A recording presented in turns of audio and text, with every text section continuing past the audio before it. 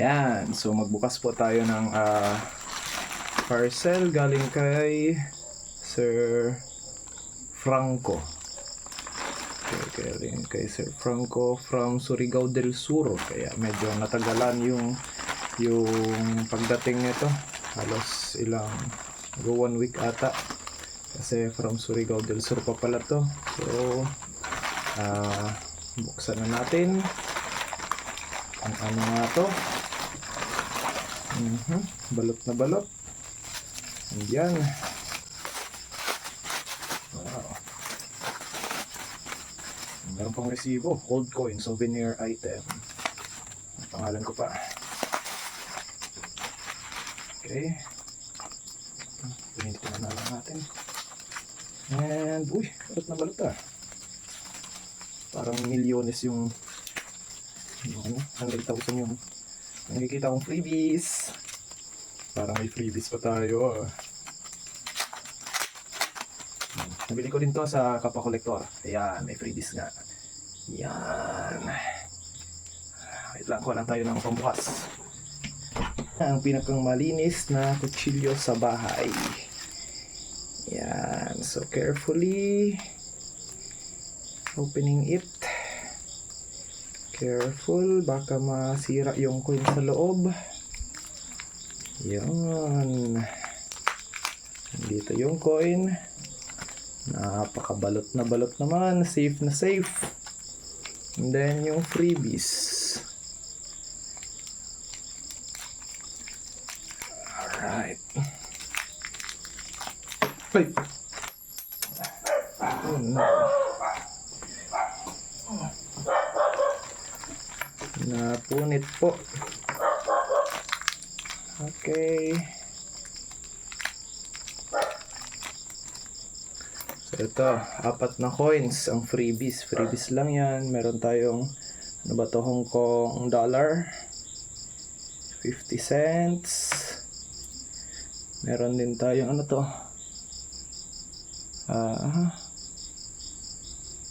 Alright, ano to? Negara, Bank Negara, Malaysia. Malaysian currency. Meron din tayong Kuwait coin, mga freebies lang yan. Ganda naman bumili doon kay Sir. Ito, ewan ko anong coin to.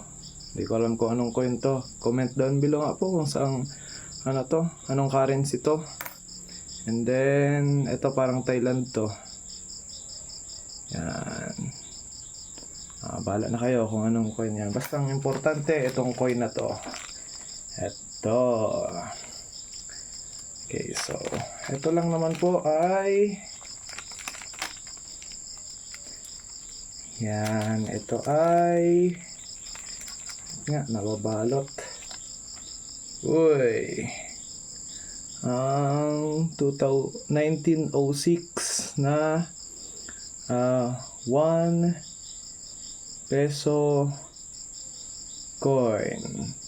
Ayan po, pang fill yan dito sa ano natin, sa kulang pa.